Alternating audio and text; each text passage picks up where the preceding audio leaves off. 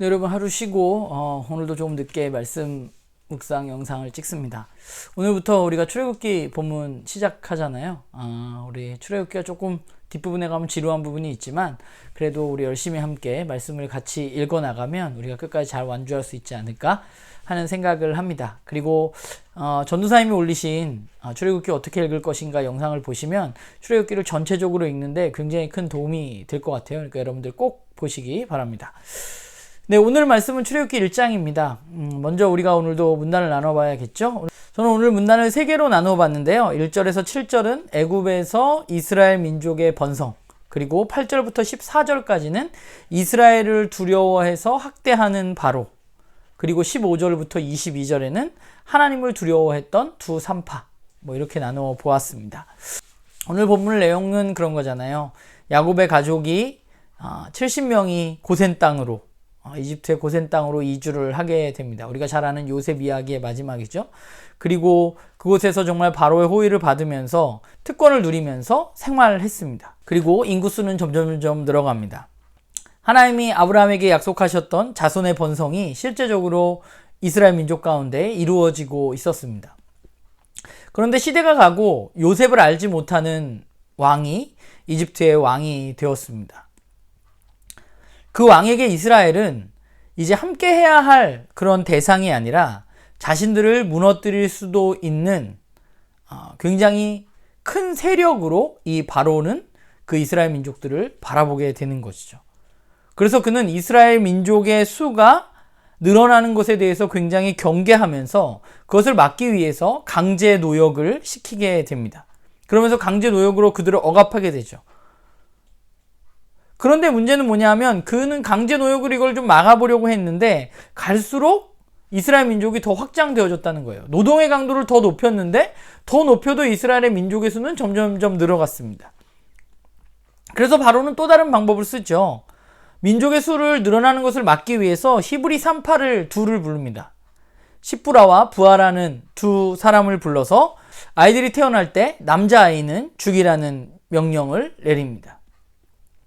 그런데 그 둘이 이를 거부하게 됩니다.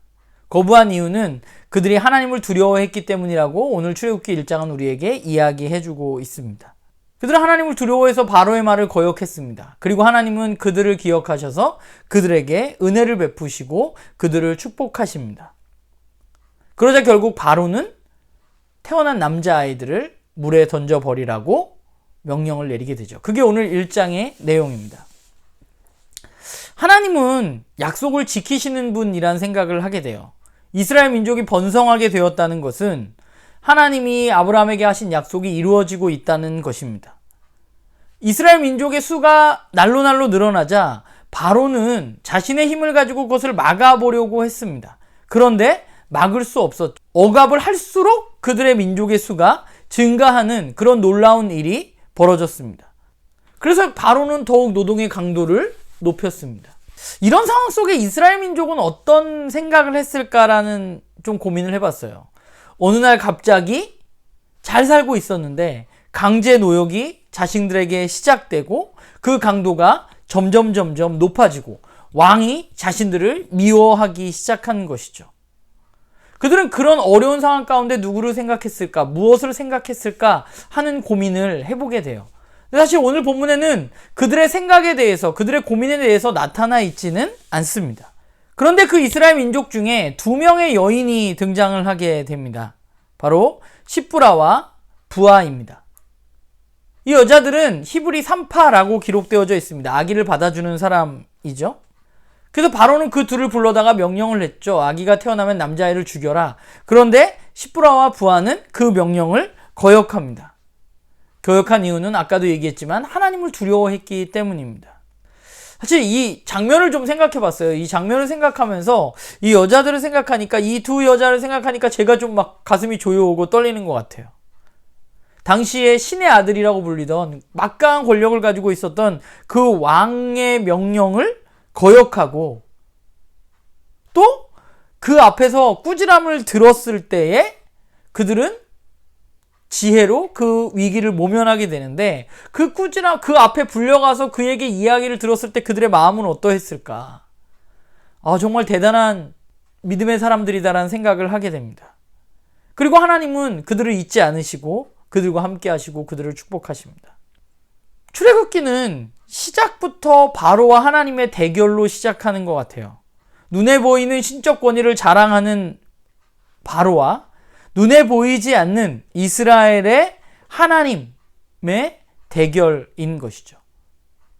바로는 자신이 가지고 있는 힘과 권력으로 어떻게든 하나님의 뜻을 막아보려고 하지만 하나님은 계속해서 하나님의 일을 진행해 가고 계시고 또 그 일에는 하나님의 사람들이 있습니다. 오늘 말씀을 보면서 그런 생각을 했는데, 역사는 어떻게 흘러가는가라는 생각을 좀 했어요. 역사는 힘에 의해서 흘러가는 것이 아니라 하나님에 의해서 흘러가는 것이라는 생각을 하게 됩니다. 하나님이 역사를 주관하고 계신 것이죠. 그리고 하나님은 하나님을 경외하는 몇몇의 사람들을 통해서 하나님의 일을 지속적으로 이루어 가십니다. 사람들은 돈과 힘에 의해서 이 시대가, 세상이 움직여진다고 생각하고 살아갑니다. 출애굽기의 배경이 되었던 당시 이집트 땅에서는 더더욱 그러했을 수 있습니다. 최고 권력자인 바로는 그야말로 눈에 보이는 신이었기 때문입니다. 그런데 그가 막을 수 없는 것이 있었죠. 그것은 바로 하나님의 일하심입니다. 그는 어떻게 해도 하나님의 일하심을 막을 수 없었습니다. 그게 가시적으로 출애굽기를 통해서 우리의 눈에 보여지고 있는 것이죠. 그리고 이런 사실, 바로가 하나님을 막을 수 없다는 사실을 아는 사람들이 있었습니다. 그 사람들은 어떻게 행동했나요? 바로에게 충성하지 않고 하나님께 충성했습니다. 왜냐하면 하나님 진짜 왕이시기 때문입니다. 하나님 진짜 이 세상을 움직이고 있다고 그들이 믿기 때문에. 사실 우리가 그리스도인으로 살아간다는 것은 이 사실을 기억하면서 살아가는 것이죠. 그분이 진짜 이 세상의 주인이라는 사실. 이제 바로는 우리 앞에 없지만 우리에게는 더 강력한 것들이 여전히 존재합니다. 돈과 권력은 여전히 존재하죠. 오늘 말씀을 보면서 나는 무엇에 충성하며 살아가고 있는가 다시 한번 제 삶을 돌아봅니다. 나는 무엇을 두려워하고 무엇에 충성하면서 살아가고 있는가? 나는 정말 역사의 주인이 하나님이시라고 믿고 있는가? 나는 그것을 믿는다면 나는 당연히 하나님을 충성하는 쪽을 선택하는 것이 나에게 가장 현명한 선택이다 라는 생각을 하게 됩니다. 오늘 이 시프라와 부아를 보면서 굉장히 큰 도전과 함께 다시 한번 결단하게 되는 시간이었던 것 같아요. 나는교회 식구들도 그 선택의 갈림길에서 역사의 주인이신 하나님을 올바로 믿고 그분을 선택하고 그분에게만 충성하는 그런 여러분들이 되기를 간절히 소망합니다.